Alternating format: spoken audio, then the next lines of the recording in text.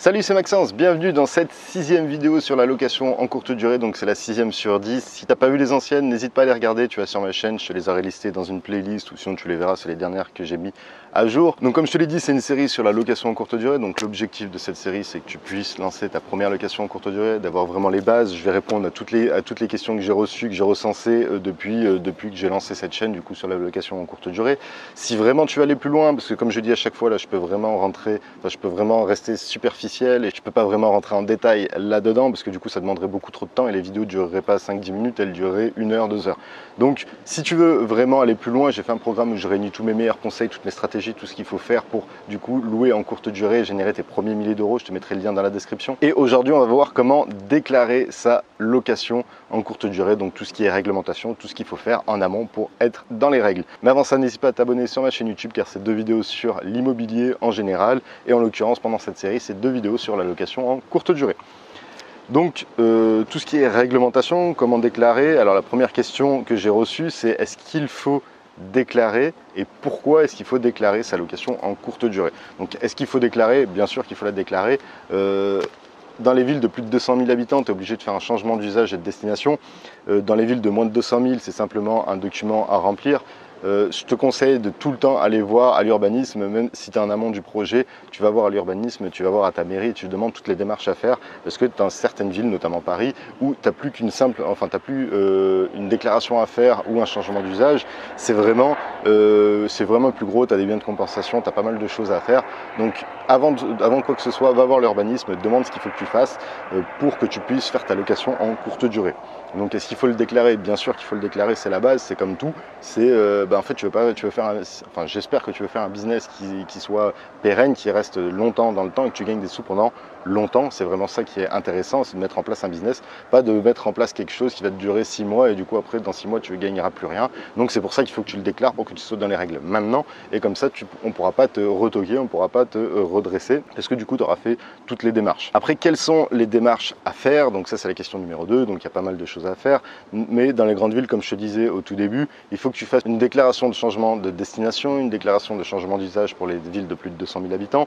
Il faut que tu remplisses un document, un CERFA, si tu es dans des plus petites villes, au moins pour te déclarer. Et voilà, ça se fait à l'urbanisme ou à la mairie de ta ville. Donc pour tout ce qui est changement d'usage et de destination, c'est un gros formulaire avec beaucoup d'annexes, c'est assez lourd.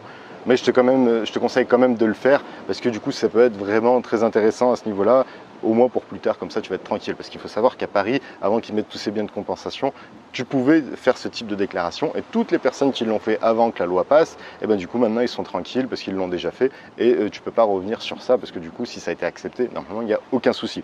Si tu veux être sûr que ton dossier passe en fonction de ta copropriété, parce qu'il se base aussi sur la copropriété pour accepter ça, regarde la vidéo que j'ai fait, la dernière vidéo que j'ai faite, donc c'était la 5e, là je t'explique du coup dans le règlement de copro ce qu'il faut que tu regardes. Ensuite la 3e question c'est est-ce qu'il faut payer la taxe de séjour et du coup comment faire pour déclarer cette taxe de séjour.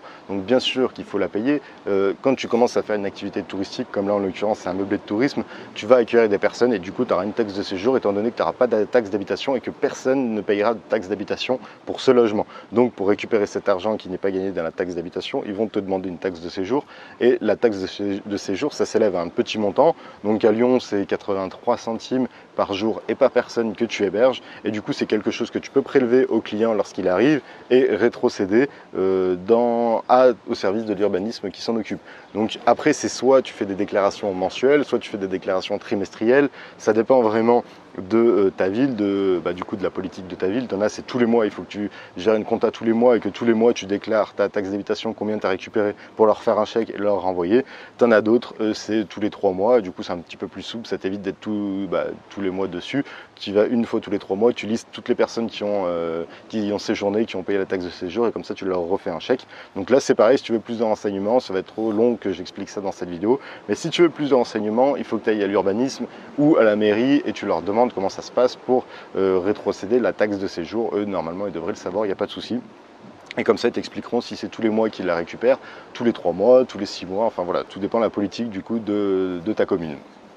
Et en fait, pour se déclarer là-dessus, tu auras juste un petit document à remplir en disant que voilà, tu t'es passé là-dessus et que tu vas leur reverser la taxe de séjour. Donc là, c'est pareil, ce sera aussi à l'urbanisme que ça se passera. Donc voilà pour ce qui était de cette vidéo sur la réglementation en général. Voilà, comme je t'ai dit, j'ai pas pu rentrer vraiment dans les détails parce que sinon ça allait pouvoir durer des heures. Mais n'hésite pas à regarder le programme qui est dans la description. Là, on rentre vraiment en détail, je t'explique vraiment tout comment faire, exactement comment tout remplir.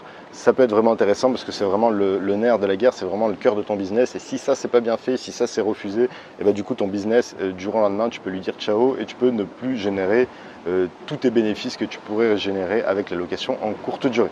Donc voilà pour ce qui était de cette vidéo, j'espère qu'elle t'a plu, n'hésite pas à la liker et à la partager. Et moi je te dis à très bientôt pour une nouvelle vidéo. Ciao!